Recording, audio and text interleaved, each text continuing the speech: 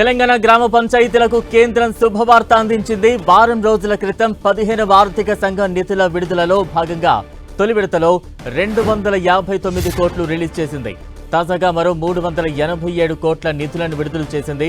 గ్రామ పంచాయతీ ఎన్నికలు ఆలస్యం కావడంతో 15వ ఆర్థిక సంఘం నిధుల విడుదల కూడా ఆలస్యమైంది.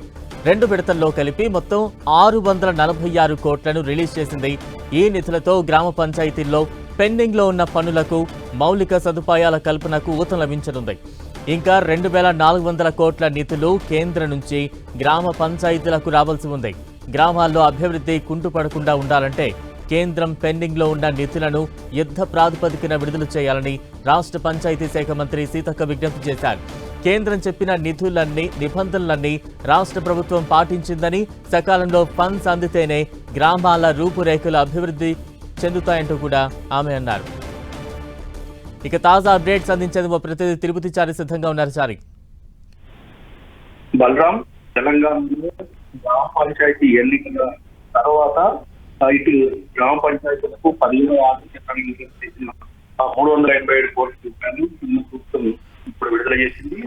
దీంతో మొత్తంగా 646 కోట్ల రూపాయలు విడుదల చేసినట్లయింది. అయితే మొదటి విడతగా 249 కోట్లకు విడుదల చేశారు. ఇప్పుడు 286 కోట్లు విడుదల చేయడంతో ఇక గ్రామ పంచాయతీలకు అభివృద్ధికి కొంచెం మాటలు పడుతుందని చెప్పచ్చు.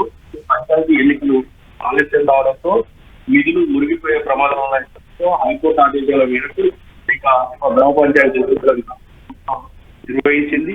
ఇక సర్పంచులు, వార్డు ఎన్నికలు పూర్తి